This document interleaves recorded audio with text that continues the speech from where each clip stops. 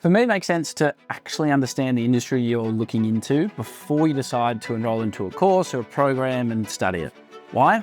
Because it's just common sense. But unfortunately, that's not all that common, especially in the education space. I think in education, when people decide to upskill, they're typically motivated by the benefits that new career is going to afford them. Better salary, more progression, better job security, job satisfaction, those type of things. And don't get me wrong, they're important. But if you're dead serious about something, I personally think you need to go a little bit deeper than that. So I thought it might be of some value to you, the person that is thinking about, making cybersecurity your next gig, to learn more about the industry. I thought it might be best to start out at a bit of a high level overview of the cybersecurity landscape in Australia. Unfortunately, Australia is about 5 years behind the rest of the world when it comes to our resilience as a country. We were quite late to the cybersecurity party, but the good news is we are catching up. We're now the most progressive country in the world. So over the past 2 years, we've worked incredibly hard, and when I say we, I mean the government and the industry, to build our cybersecurity strength. In the past few years, the government has invested hundreds and hundreds of millions of dollars into the cyberspace, and they created the first ever national cybersecurity strategy.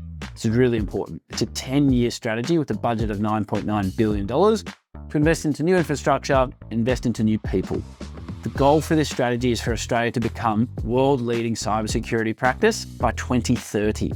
That's not that long away, and we have a long way to catch up to some of the other major countries like the US, China, Russia, Israel. One of the most important things that's happened recently was the appointment of the first ever Minister for Cybersecurity, Clare O'Neil. Before, a few years ago, we didn't even have a Minister for Cybersecurity, which is ridiculous when you think about it. There's a Minister for Industries I didn't even know were industries, and we didn't have one for cyber, which kind of shows that there was no real focus on that really by the government, and we weren't taking it seriously. Clare O'Neil came out and said that cybersecurity is Australia's biggest threat since World War II.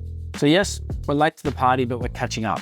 In order to hit our target of being world leading, we need more cyber professionals. I'm sure you've all heard about the major attacks that occurred a few years ago, Optus and Medibank, with 16 million Australians' data stolen. These are the ones that get all of the airtime because they're the major companies.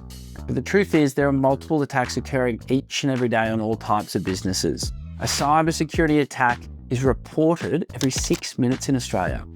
I'm sure you can see all of the businesses in the CBD skyline in my reflection here in this video.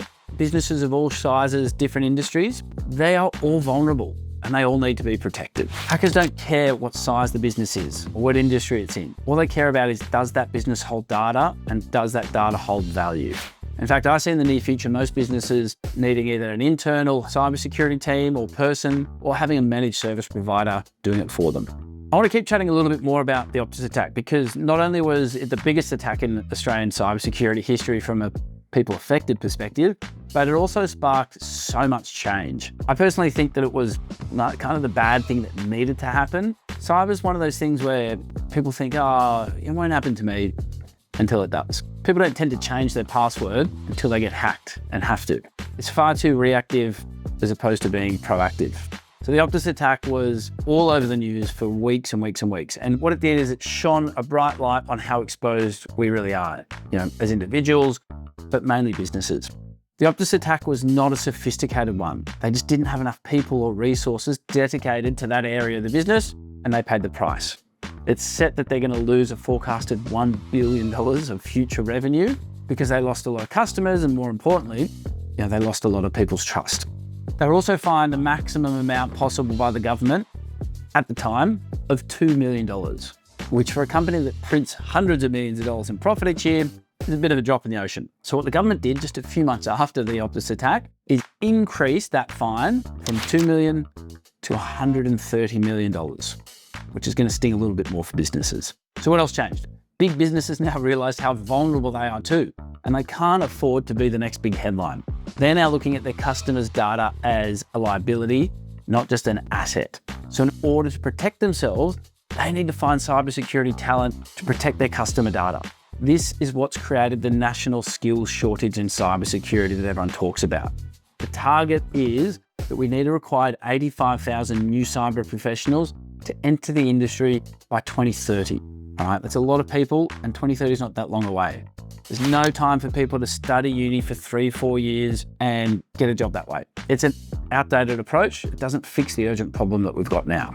The next challenge is getting all of those people trained in the right skills required to get them into the industry, and then for industry to hire them and support these newbies correctly so they can actually flourish in their new job. Anyway, that's probably a different conversation for another video. Let me know in the comments if that's something you'd like me to talk about, and I'll create another video.